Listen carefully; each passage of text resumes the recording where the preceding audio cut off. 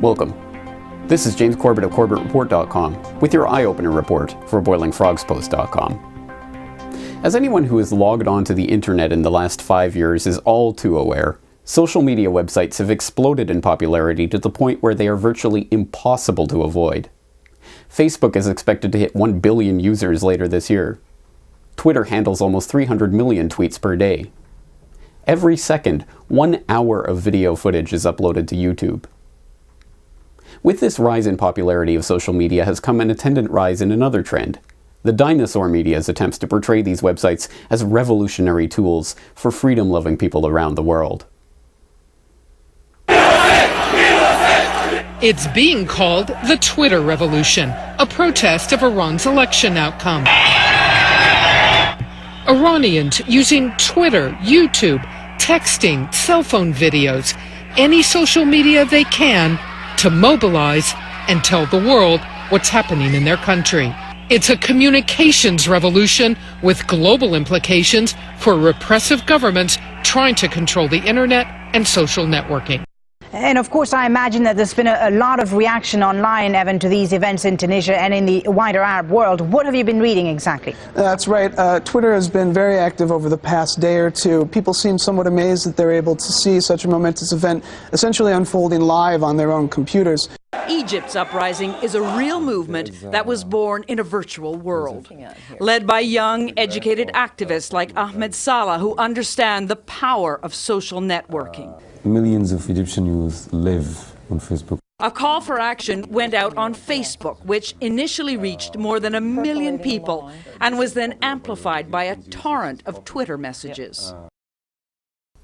From Moldova to Iran, Egypt to Tunisia, hyperventilating reporters around the world with deadlines to meet and little information to go on have resorted to making up stories about how Twitter, Facebook, and YouTube have shaped the course of revolutions and uprisings around the world. The only problem with this oft-repeated narrative is that it is almost completely wrong. Now, you wrote a commentary, I think it's going to be published today, actually, in Reuters, to do with the idea that the Western media has been portraying this as a Twitter revolution and the idea this is all happening online. Is that what you found? No, not really. That's an invention of CNN and the cable networks. Basically, they became desperate because they were not allowed to leave their offices to cover the demonstration, so they turned increasingly to YouTube and Twitter to fill in the gaps, and suddenly then they declared it to be a Twitter revolution. But actually, my experience out talking to people on the ground, very few people have access to Twitter. It's mostly in English. It's an invention of a convenient way, a catchphrase. And it also is misleading because the movement is much broader than the relatively well-to-do people who can afford to send Twitter or invest in a lot of computer equipment. A lot of poor people, clerics, women in chadors were out in the streets. It wasn't just the Twittering classes. Certainly journalistic laziness can be used to explain at least some of this tendency of so-called reporters to research reports while surfing the net in the comfort of their hotel room, but this is not the whole story.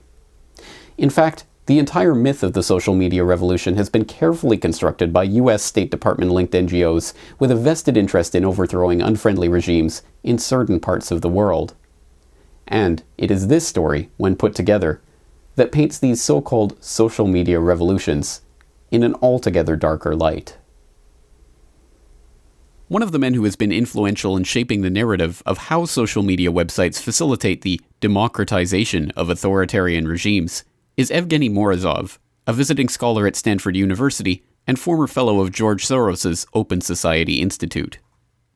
Although he has since switched to arguing the so-called dangers of a free and open internet, he was instrumental in pioneering the concept of a Twitter revolution during the Moldovan uprising in 2009. In the pages of Foreign Policy, The Economist, and Open Democracy, he crafted much of the language that was to shape the discourse on social media revolutions in the coming years. How the concept of networked protests facilitated flash mobs and helped spur huge mobilization efforts around Twitter hashtags. His original post was quickly followed by an update noting that there were, in fact, only 70 registered Moldovan Twitter users in the world at the time, thus casting doubt on the assertion that tweets about the uprising had even been noticed in Moldova. But the narrative was established, and the media was happy to run with it. Similar flaws can be found in the reasoning of every one of the subsequent media-touted social media revolutions. In the Iranian unrest of 2009, 30,000 tweets began flooding Twitter with live updates on the action in Iran, most written in English. The tweets were not authored by Iran's relatively minuscule tweeting population of under 20,000, however, but were posted almost entirely by a handful of newly registered users with identical profile photos. Coincidentally, within hours of this phenomenon starting, the newsrooms of Iran's biggest political enemy, Israel, were already on the story, writing articles about the valiant Iranian opposition who was so intent on tweeting every sign of dissent. The uprisings of the Arab Spring are equally suspect.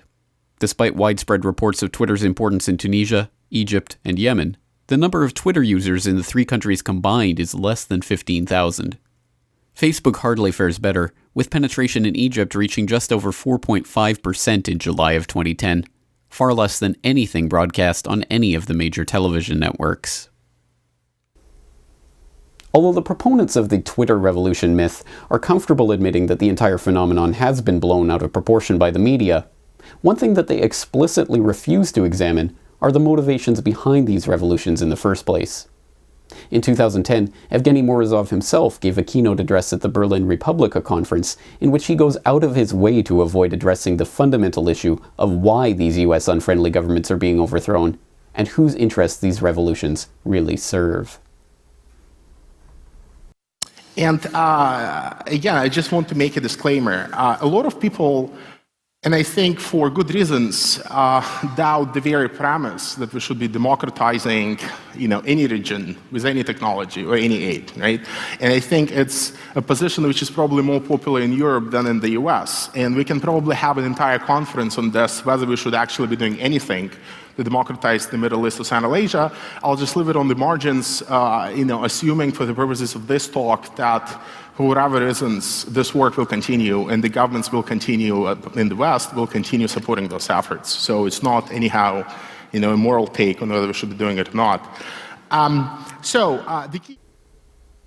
In the end, the social media revolution phenomenon, to the extent that it is not simply a cover for funding, training, and even providing direct military cooperation to subversives in countries that have been targeted for regime change, is nothing more nor less than another weapon in the arsenal of the Western powers who have been caught time and again destabilizing uncooperative governments around the world for decades. What makes the irony of this supposed support for revolutionaries in countries like Iran and Syria all the more apparent is the way that the political puppets who profess their solidarity with the internet activists of these countries are the very same people who are implementing more and more draconian controls over their own citizens' use of the internet to inform themselves and organize dissent.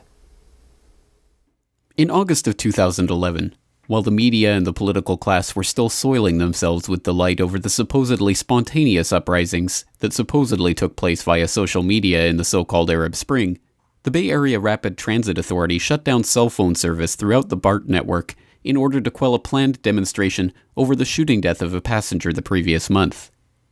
The irony of an American government authority using the precise methods of internet disruption on its citizens that had earned the supposed tyrants of the Middle East that same government's wrath was apparently lost on all involved. In November of last year, it was revealed that the U.S. State Department had helped to fund Siphon, an online encryption system that helps users circumvent government firewalls that was then distributed in Syria. Later that month, Syria was demonized for breaking American technology sanctions when it was found to have acquired internet filtering technology developed by a California-based company. Yet Senator Joe Lieberman has been happy to openly muse about adapting this type of technology for use by the American government against its own citizens. And this is something that we need to protect our country. Right now, China, the government, can disconnect parts of its internet in the case of war. We need to have that here too. The most startling hypocrisy of all, however, occurred last February during a speech by U.S. Secretary of State Hillary Clinton at George Washington University. The speech was ostensibly about the brave men and women of Egypt who stood up against the authoritarian Mubarak and how they used the internet to organize their dissent. During her speech, ex-CIA analyst and well-known online dissident Ray McGovern stood up and turned his back to Clinton to make a silent protest about America's ongoing wars of aggression around the world. He was immediately beaten up and removed by security. Millions worldwide answered in real time, "You are not alone, and we are with you." Then the government pulled the plug. Cell phone service was cut off, TV satellite signals were jammed, and internet access was blocked for nearly the entire population. So this is America. The government This did is not America. want the Who are people you? to communicate with each other, and it did not want the press to communicate with the public. Oddly, the establishment media declined to portray McGovern's protest as a Twitter revolution, or even to cover it at all. This video is brought to you by the subscribers of BoilingFrogsPost.com. For more information on this and other topics, please go to BoilingFrogsPost.com. For more information and commentary from James Corbett, please go to CorbettReport.com.